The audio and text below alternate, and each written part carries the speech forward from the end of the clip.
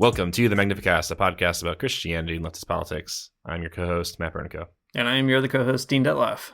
This week, folks, we've got a guest, and isn't that great? We've been kind of just flying by the seat of our pants for the last few weeks, but we have a real guest, and that's real great. This week, we've got Lydia Wylie-Kellermann on the show to talk about her brand new book called This Sweet Earth, Walking with Our Children in the Age of Climate Collapse. It's not quite out yet. It's out July 23rd. But you can go pre-order it on the Broadleaf Books website. It's broadleafbooks.com, and then just search The Sweet Earth. Or you could just search The Sweet Earth. I'm sure you'd find it. It's out there. The SEO for it is great. It's through the roof. It is a very rad book. Dean and I wrote a little blurb on the back of it, or maybe the front of it. I don't know where the blurb will be. No one's consulted me about the blurb placement. But it is a great book. Everyone that I see out there, they're all very concerned about kids and climate change. Why would you have kids in this day and age when the world is boiling and burning up? But maybe there's some reasons to think through this whole thing. Maybe the children are our future, as they say. Anyways, in this episode, we talk about all of that with Lydia. And you can also find some other thoughts about this in case you're really interested, and we know that you are, in a book that she wrote called The Sandbox Revolution, Raising Kids for a Just World. So very cool stuff. Lydia has a lot of great ideas about parenting, some that I've really tried to implement in my own life, and you can too. Yeah, and guess what? It's not just for moms and dads. It's for people who are around moms and dads like me. That's something you could put on this book. I think it's a great marketing sticker. I'm going to send it to Broadleaf Books. I'm sure they can print that out. That can be our second blurb, just so that we know where it goes. We can have it on a sticker and we can put it wherever we want. Yes. The book is really great. I say it on the interview, but I don't have kids, but I have a lot of kids in my life, and I think it also is a good reminder that at some point those kids are going to ask you a weird question, and you should probably think about it before they ask you. I think that's important. Also, Lydia, I think, has a lot more good things to say that we didn't get a chance to ask in the interview, including a response to what you just brought up, Matt. We had written it down, but somehow I just realized that we skipped it to ask her the question about why have kids in an age of climate change. Oh my God, did we really? This is the best marketing ploy because she does talk about it in the book. So now you have to go read it. I feel like that's a really juicy teaser, and you can get her answer to that incredibly big question and many others in The Sweet Earth, and you should go do it. Lydia, welcome back to the Magnificast. So excited to have you back on the show. Always great to talk. Really excited to hear about your new book and to talk through all of the interesting things going on in your life. But I guess before we get that far, the standard Magnificast question is that whenever we have a new author on the show, we always just ask them for the elevator pitch for their book. So can you give us an elevator pitch for your book? You can imagine the elevator being very slow and going to the top floor if you want. Thank you both. It's so wonderful to be back on with both of you. Yes, I will attempt an elevator pitch. It's This Sweet Earth, Walking with Our Children in the Age of Climate Collapse.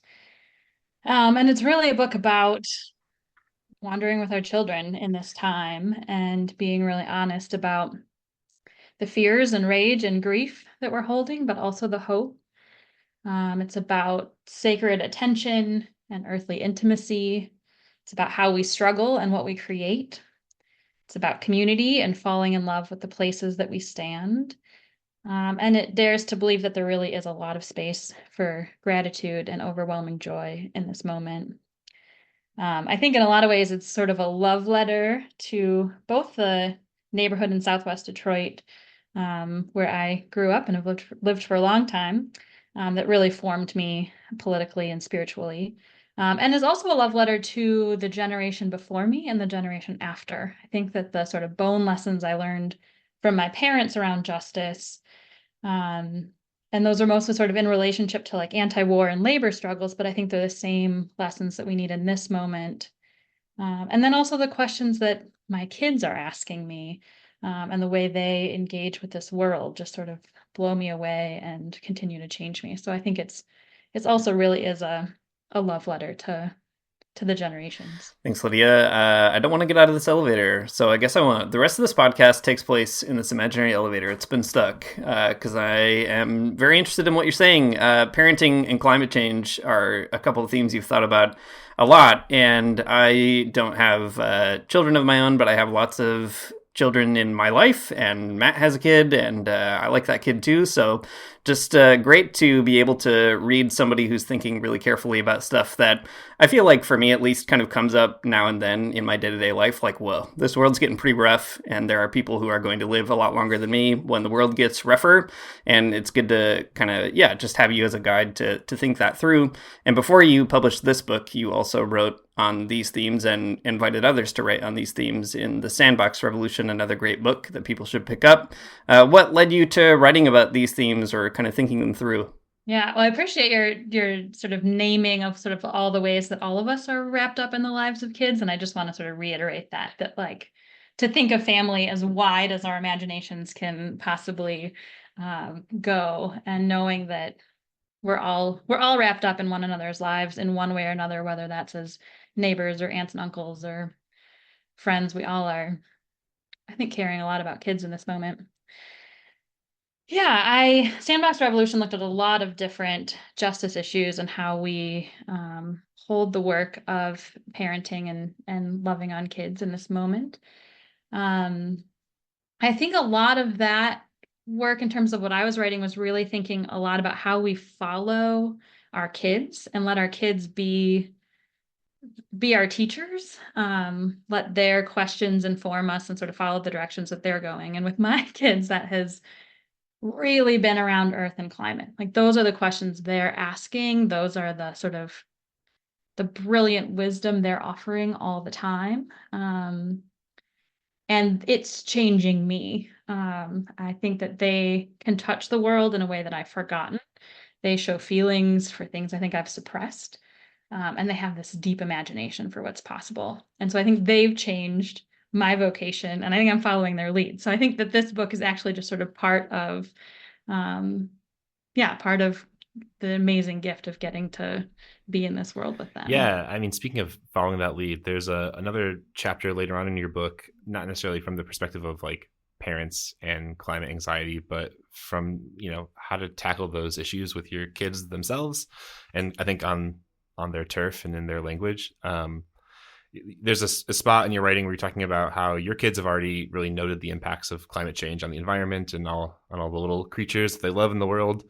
There's a really powerful chapter in your book where you talk about discussing the possible extinction of human beings with one of your kids and wanting to tell them the truth about it, which is a tough subject, but like pretty real, I think, at this point.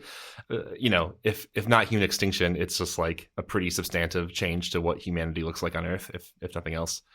I guess the question is like, how can adults help the kids in their lives navigate these feelings? Because I mean, they're very big, they're complex, they're too big for me, even, right? How do we think through these big topics with our kids and without without being awful about it?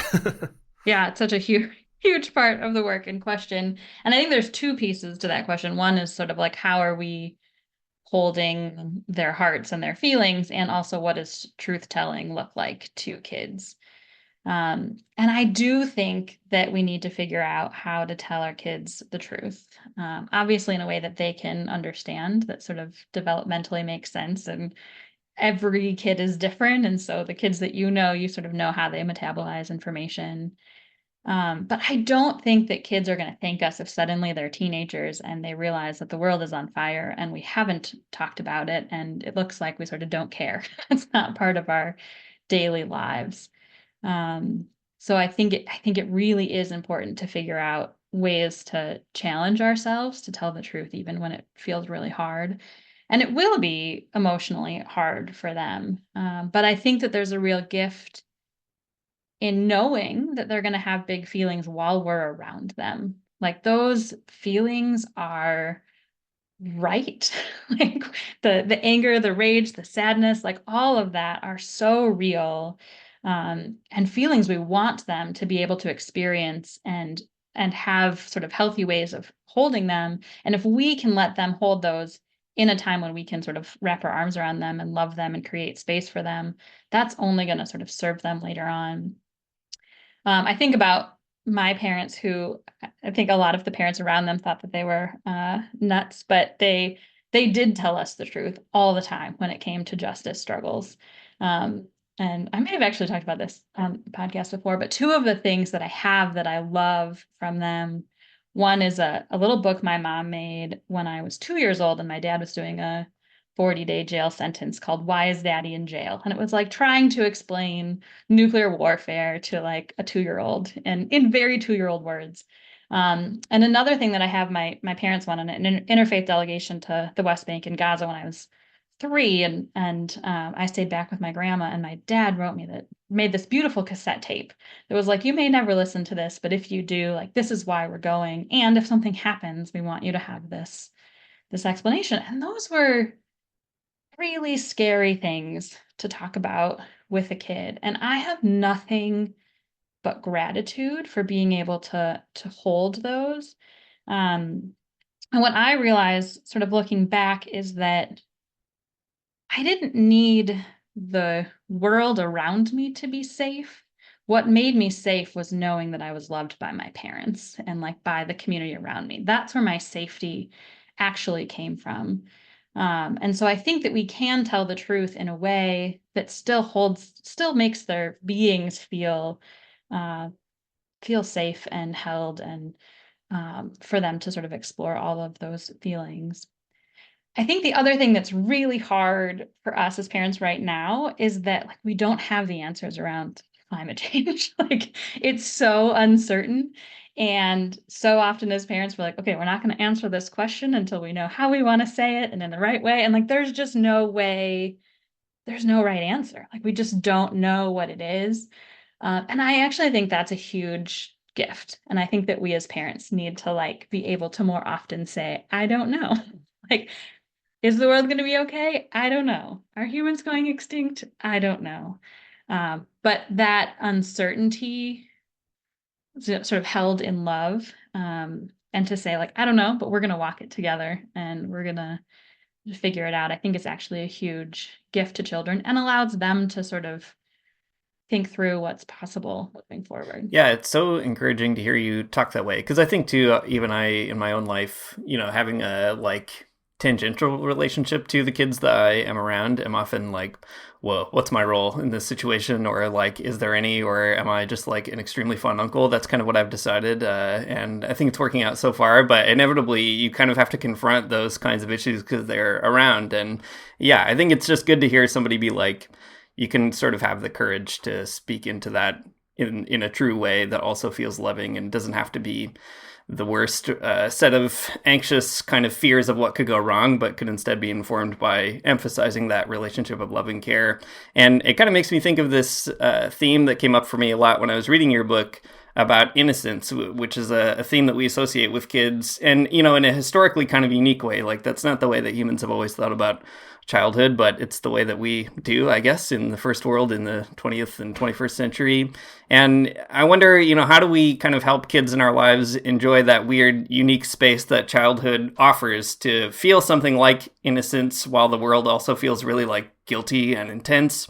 And I mean, maybe our categories around innocence have to change. Like maybe that's a reactionary attitude to have about childhood. But it just kind of came up as I was reading. Like, do we have to be more thoughtful about how to kind of mediate that tough reality to the little comrades in our lives? Or, what can we do to sort of think about, how to enter into this in like a childish way, positively stated? Yeah, I mean, I think we have to think carefully about it, and sort of meet our kids where we are, or where they are.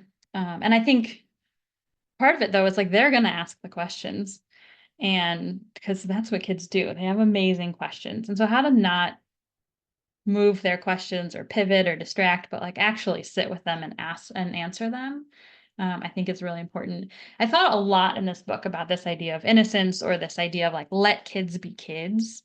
And I don't think that like talking about climate change doesn't take away any of the wonder, joy, and magic of childhood. I think you can really hold both of those hand in hand.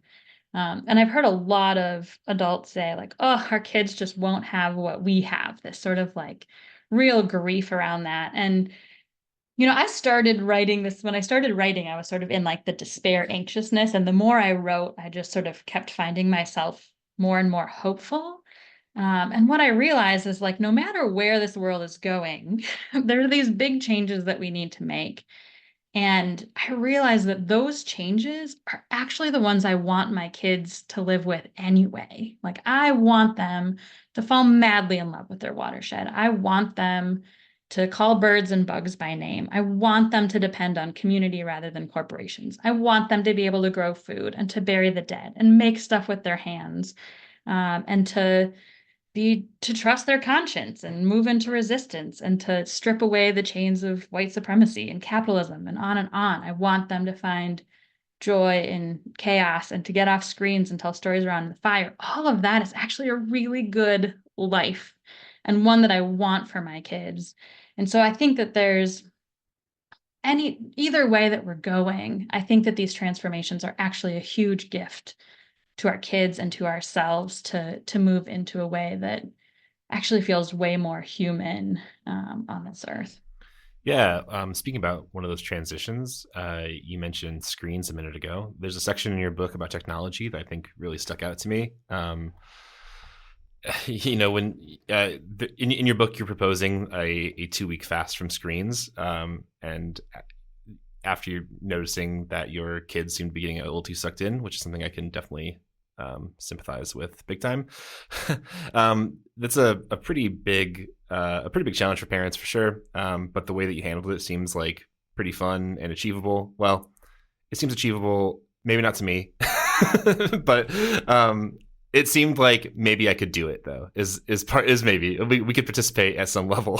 But anyways, could you share a bit about I don't know, some of your thoughts about technology, screens, fasting, all of these big themes?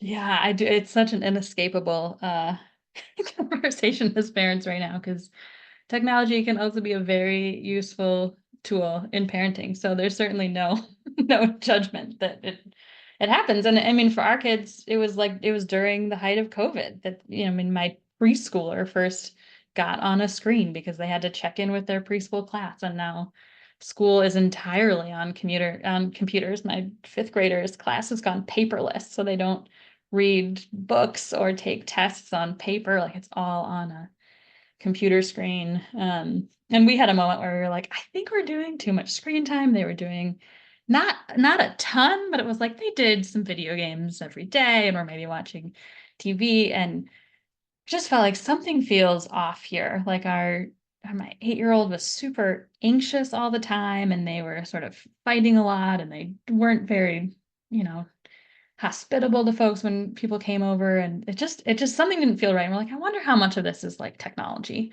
And so Aaron and I were doing research into, the effects of dopamine and how that all works in our brains and how sucked in we get. And one of the things is like it takes 2 weeks for your sort of dopamine to reset if you sort of come off screens. And we said, all right, we're going to try this. They're going to hate it. They're going to be a mess. We're going to take a 2-week fast, from screens. And that meant also that like Aaron and I were also going to not be on our screens, certainly around them. Um, and, we obviously had to work and things, so that we were on screen some, but not in the house. And we sort of sat them down and explained it to them, and they actually responded way better than I thought they would. But we sort of also created space for them to be upset about it. And it was amazing. Like, what happened in that 2 weeks? It was like my oldest took up baking, and my youngest was like crafting stuffed animals all the time. And suddenly they were like at the dinner table, like chatting, and they seemed to sort of emotionally regulate in a whole different way that like we extended it another week and another week. Um, yeah, it was so remarkable. And sort of the end of that time, they were like, I think everyone should do this. And now we've got a couple times a week where they have like an hour, but it's way less than before. And it was really hopeful for us to be like, okay, this is something that can change. Like, I really felt like, oh, we've gone too far. We can't shift this. Like, it's too late. And it wasn't. And I mean, one of the things for me was I was hearing my kids in the background talking about Minecraft, and they were like talking about, the differences between oak and maple trees. And they have these craft boxes where they turn things into things, and they have pet pigs and chickens. And I'm like, I want you to know what an actual oak tree feels like. And I want you to have a pet chicken or a pet pig. And I want you to knit a sweater and like build a bow and arrow rather than put it in this like really technical box. Like I want you to be in love with the real world rather than these like really seductive worlds that we're creating, where more and more our kids are just sort of in these technological worlds rather than the real worlds. And so um, I felt really grateful for it. And I think, I these days with AI and how fast things are changing so fast, I think the more that we can really limit it and think critically about it and make sure that like ourselves as adults and our kids are like really rooted in the world around us and not just in these technological worlds. I was up till 2 a.m. last night playing video games, so I totally get it.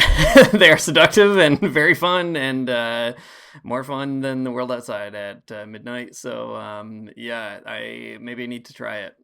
Try it without kids. I feel like it must be easier for me, so maybe I should give it a shot. Um, another thing I thought about reading your book is that raising kids in kind of a household of resistance is obviously a Wylie-Kellermann family tradition, as you mentioned.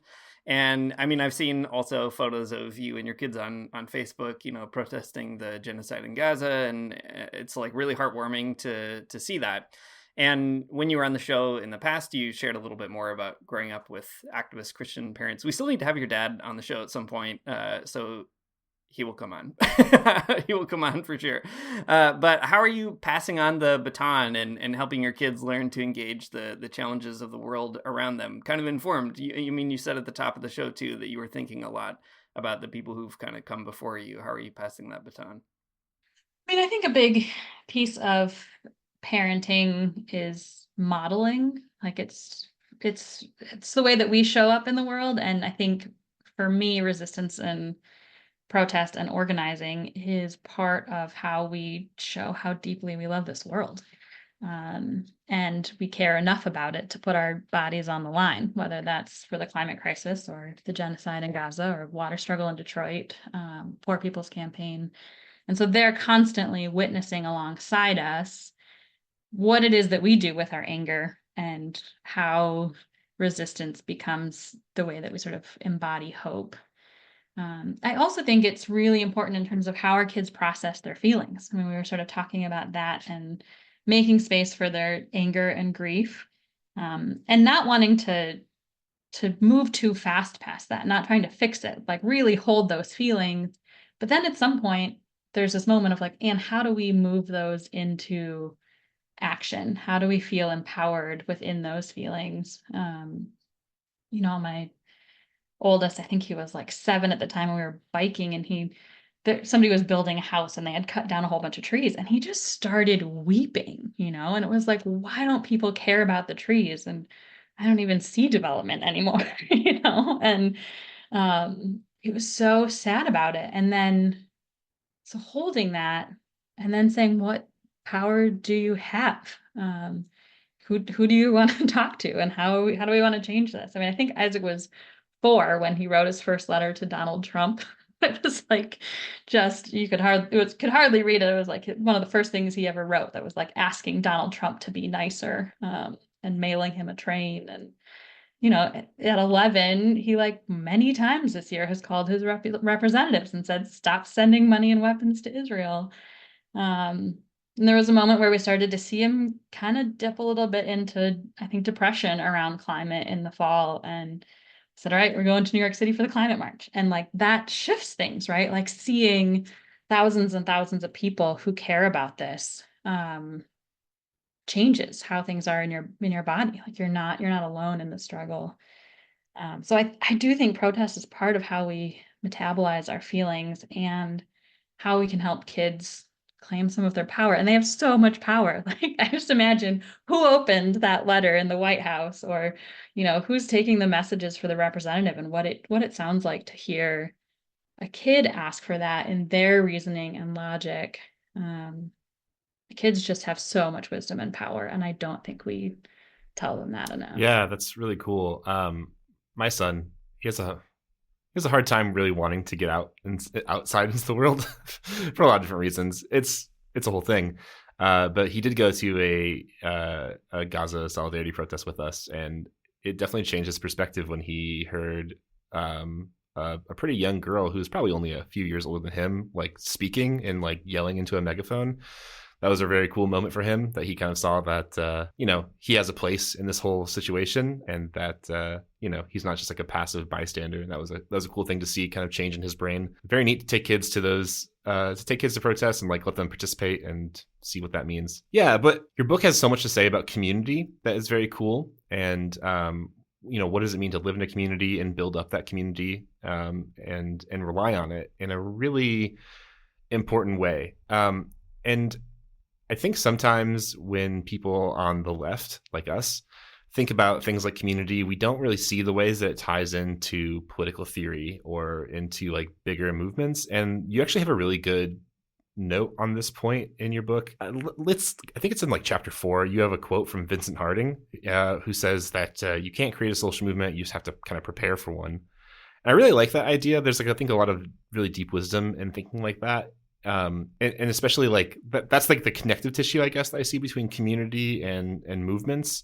So I guess I wonder if you could talk about that link a bit more and how you see that playing out in your own life. Yeah, so I was reflecting on community, particularly in terms of the neighborhood in Southwest Detroit where we were living, and thinking about two crises that happened.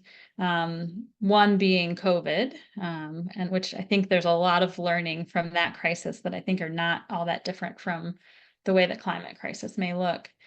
And then one was we had a huge flood in our neighborhood where we got 7 inches of rain in an hour, and we lived a few houses down from a depressed freeway that flooded, and the water went way over trucks and cars, and it happened instantly. Like people just had to flee their cars and climb up the hills, and we lost power for more than a week. Basements flooded, the cell grid went down, all of it. And I was thinking about the ways that the neighborhood responded to those moments, um, and how we got there. And so I was thinking back. I mean, I've lived on this block since I was a kid, but in the last sort of 10 or 15 years, we'd done a lot of work around community building, and it really started with we'd been wanting to get to know our neighbors more and more. The best thing we ever did was get baby chicks.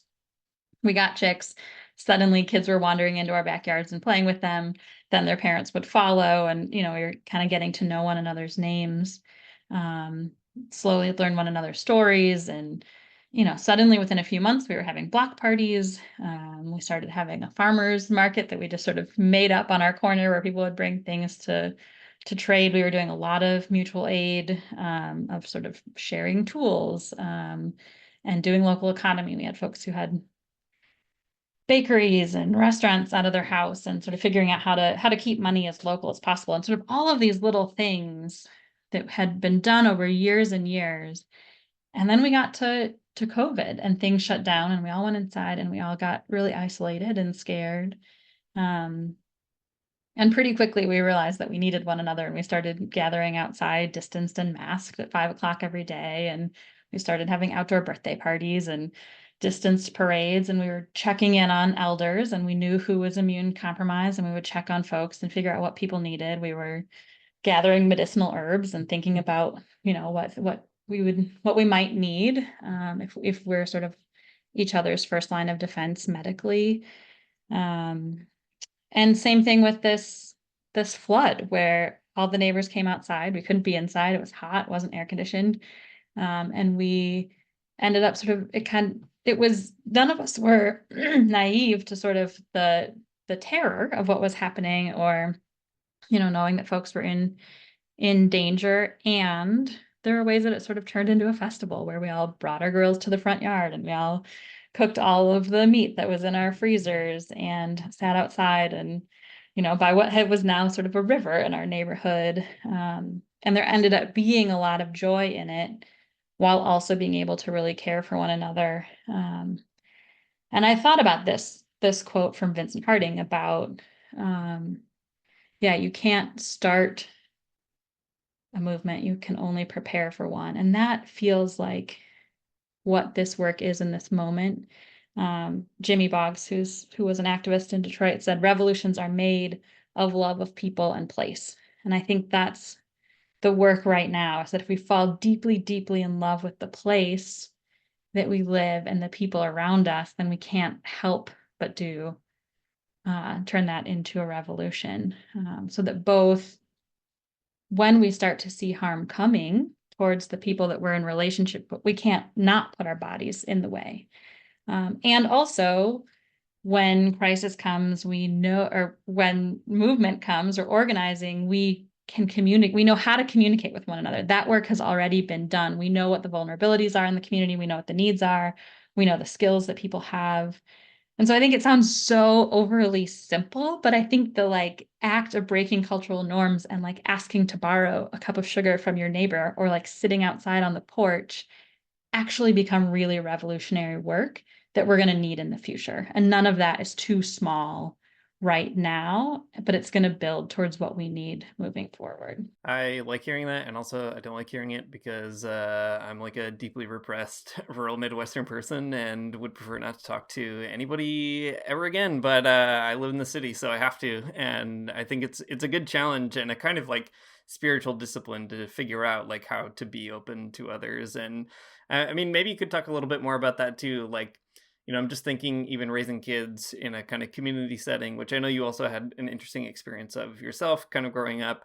It changes even the way that we think about, whose responsibility is it to raise another human being, or how are human beings formed in community or not? And I mean, what are you finding raising your own kids with that kind of disposition toward being open to others participating together? I can't imagine not having some sort of community. Like the gift of having so many adults love on my kids is so crucial. And I think about that in movement. I think about that in community. It's like none of us have to know everything. We all get to know something well and then really rely on one another. So even in the neighborhood that we were in, it's like, oh, there's a beekeeper and they're, who's teaching my kids how to, take care of bees. And there's, people who speak Spanish who are teaching my kids Spanish. And there's somebody else who's teaching my kid piano. And there's someone else who knows how to do roofing and plumbing and sort of all of these different skills. And I'm so glad my kids can lean on them for that. Like I don't have to teach them everything.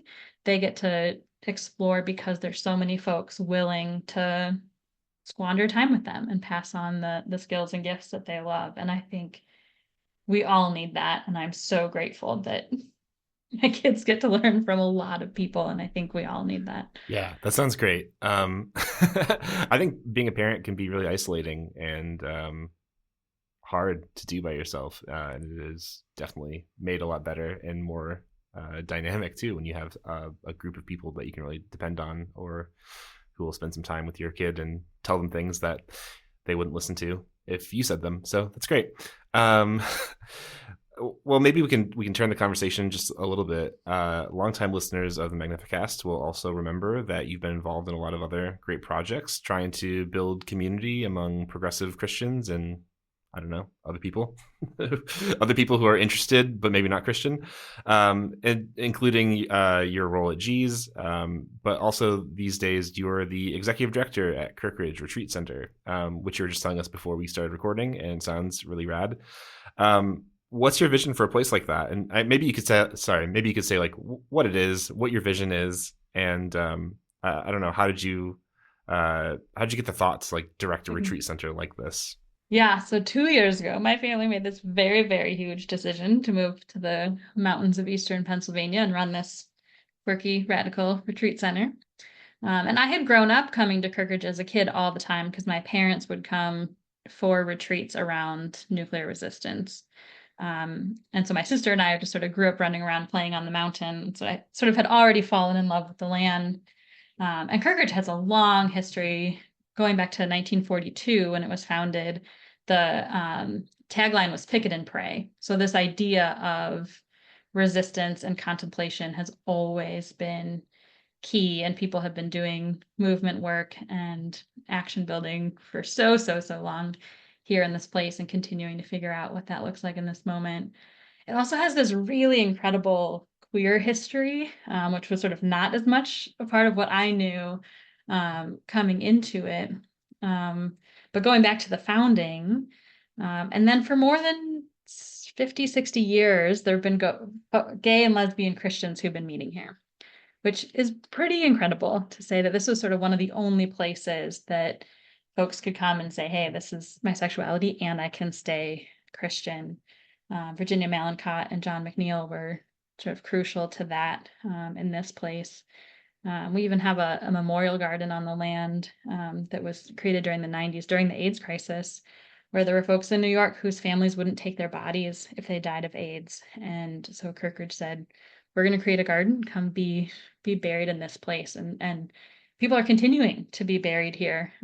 We've got the men's group and the lesbian group still meet, and a lot of them are in their 80s and 90s, and this has been the sort of place that has saved them. And I mean, I think we've buried 3 folks in the garden since I've been here, and so that's a regular place that we go to say there's queer ancestors in this land, and what are they sort of calling us in this moment. But it was a huge decision for us to leave Detroit and to leave the neighborhood where I'd lived almost my whole life, and the place that had really formed me, and I think where my roots will always be. But it was a lot of these questions that we're talking about today that sort of led to that move. Grace Boggs from Detroit, also now an ancestor, has always asked this question at every organizing meeting, which was, what time is it on the clock of the world? And I think about that question all the time. And I think that we're standing at a pretty terrifying moment in history. And I keep thinking about what are we going to need? And so my hope is that Kirkridge can be a place where folks can find refuge and sanctuary and rest. It's a place where people can sort of build beloved community for the long haul, where actions and resistance can be dreamed into being. A place where land can be one of our main teachers, where we can have sort of a school around climate resiliency, and just a place to keep pausing and discerning about what is this moment, what do we need, and how can we hold one another moving forward. It's so encouraging to hear that a place like Kirkridge exists. I think especially for like those of us who maybe came to an understanding of progressive Christianity later in life and have had to like discover what other people are doing out there in the world. And I always feel like so jazzed to find out that, oh, people have been thinking about this and working at it and building institutions related to it for a long time. And there's more people doing it than you would have guessed or thought. And like, I always just feel so impressed by that. And I feel like especially a place like Kirkridge is so essential now, as progressive Christian institutions have been folding for a number of reasons, natural lifespans, money, whatever, like lots of different reasons.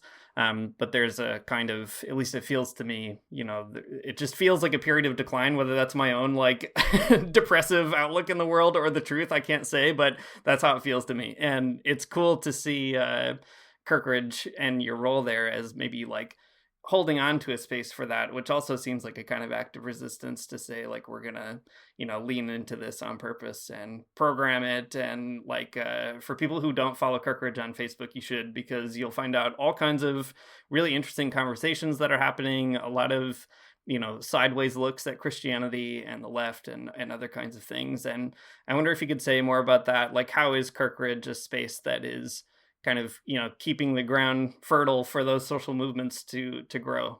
Yeah, well, so we're on, over 200 acres of a mountain, and we've got 3 retreat buildings, and, we're growing some vegetables, and we've got chickens, and we've got sort of an intentional community here who's sort of holding hospitality and doing resistance together.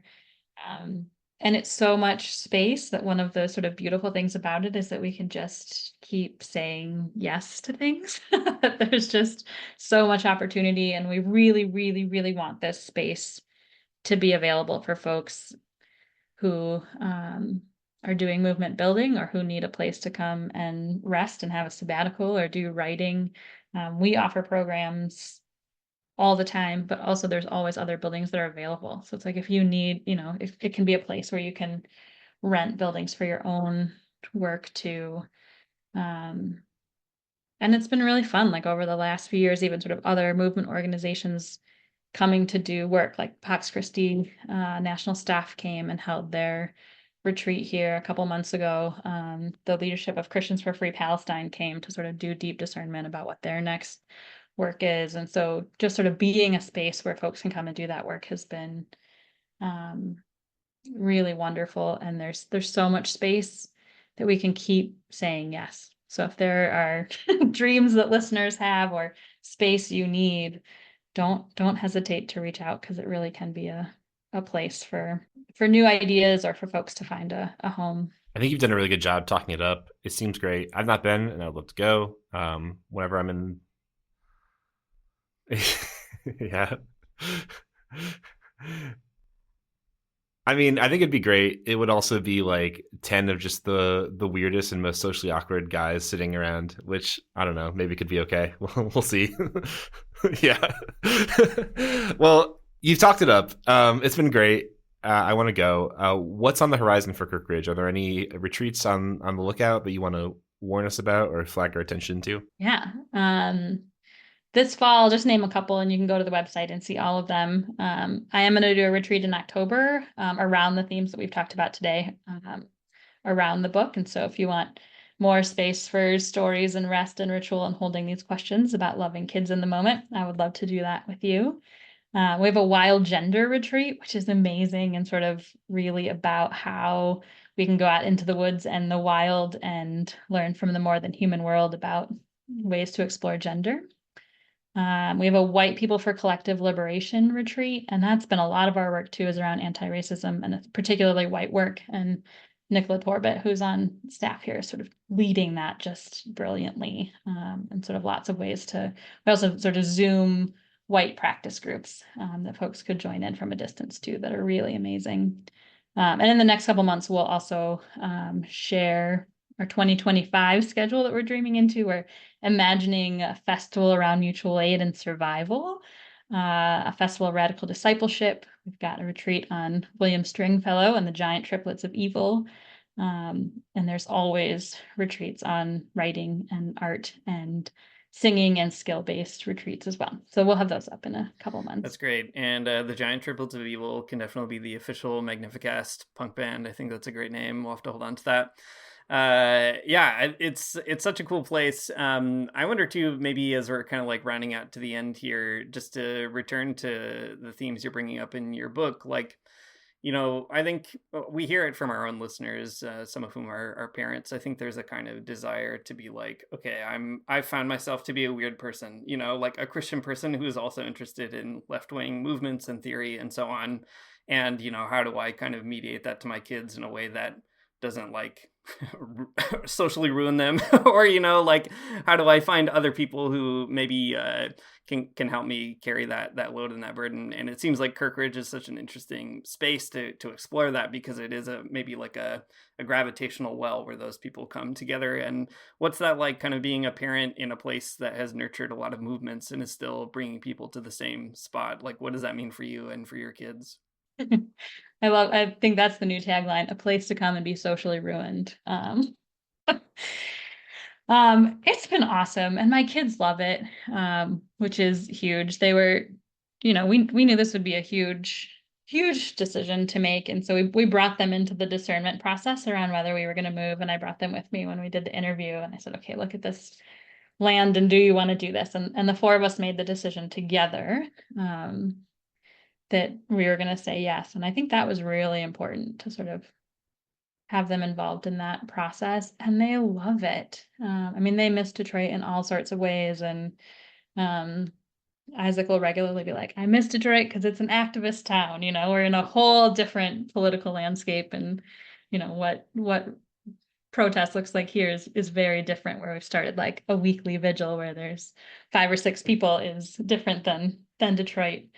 But they love being able to walk out the door and get lost on a mountain. And there's so many creatures, many of whom now like live at their bedside in curated microclimates. It's just beautiful, and you can just see their bodies relax into it in a different way. And they love the hospitality of it. Like, they love welcoming people and showing people around, and they get to meet all sorts of those wonderful, weird, socially awkward people who come through. And it's interesting, right? Because they're in a school now that is more politically mixed than they would have found in Detroit. And there's all sorts of new struggles there.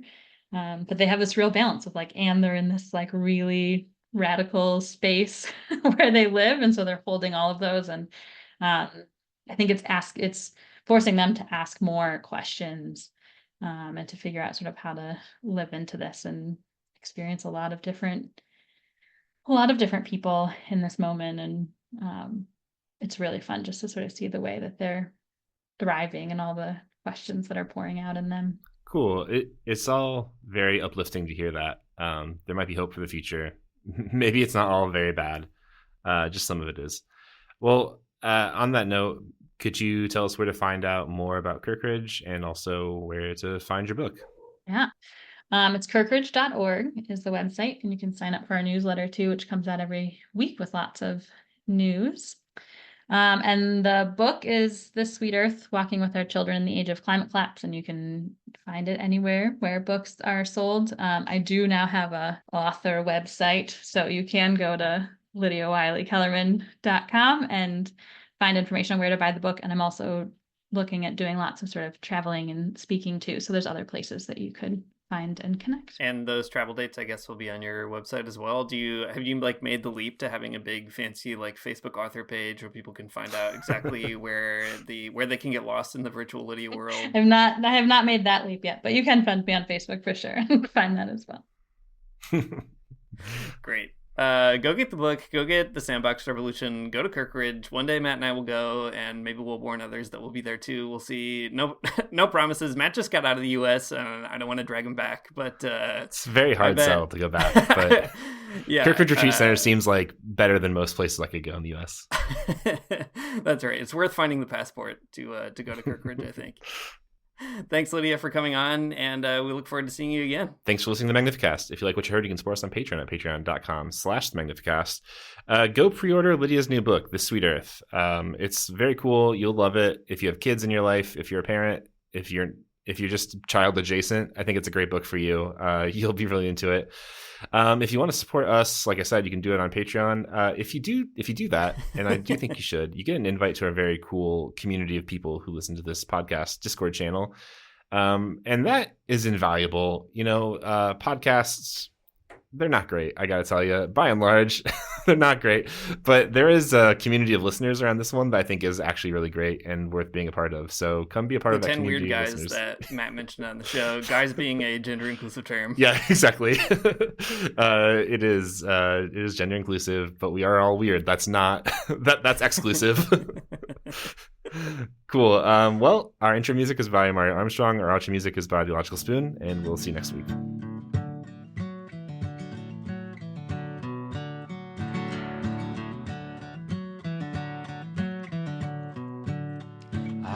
Get up for church in the morning, souls alive. Heaven come to earth and there won't be no church. We'll meet down by the riverside. There we'll swim with all creation. Never get tired, never bored. Don't worry, someday there'll be no dam between us and our Lord.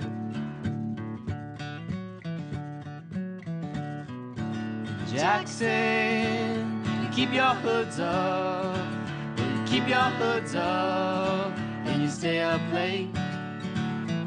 In Jackson, you keep your hoods up.